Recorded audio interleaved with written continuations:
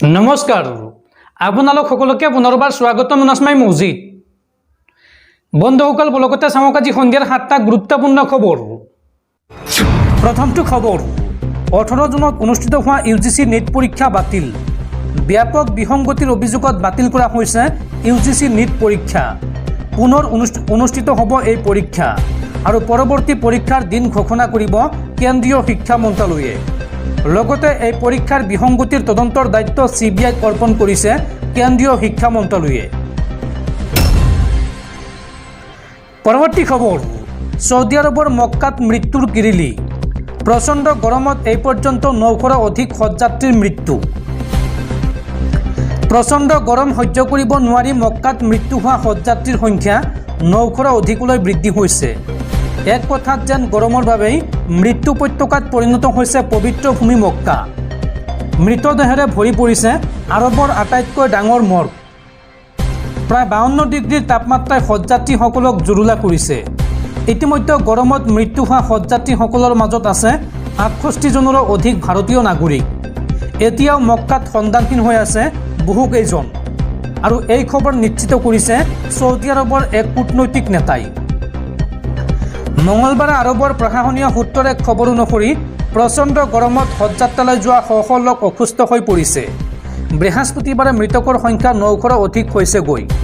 এইসকলৰ মাজত আছে বহু ভাৰতীয়।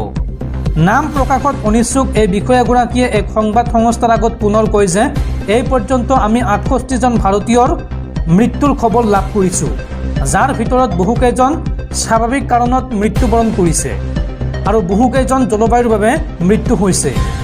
কোনো আকৌ বাৰ্ধক্যজনিত কাৰণত মৃত্যু হৈছে। লগতে সন্ধানহীন হৈ আছে বহুকেইজন ভাৰতীয় লোক। তেওঁ কয় যে প্ৰত্যেক বছৰে এই ঘটনাৰ পুনৰাবৃত্তি ঘটে। বিগত বছৰতো পৰিস্থিতি এনেকুৱাই আছিল।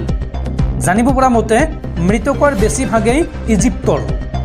হজৰ সময়ত অত্যাধিক গৰমত মৰুৰ দেশখনৰ অতি কমেও 330 জন লোকৰ মৃত্যু হৈছে। জৰ্ডানৰ 60 জন লোকৰ মৃত্যু হৈছে।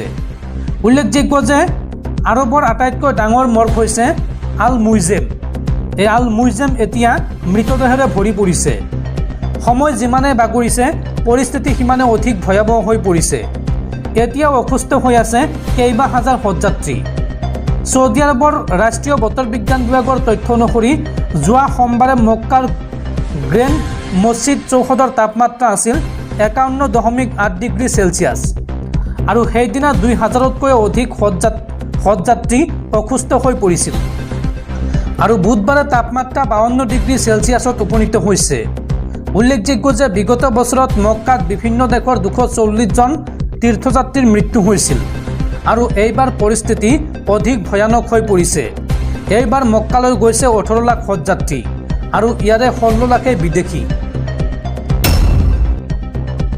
পৰৱৰ্তী খবৰ ৰাজ্যত পুনৰ ভয়ংকৰ বানপানী।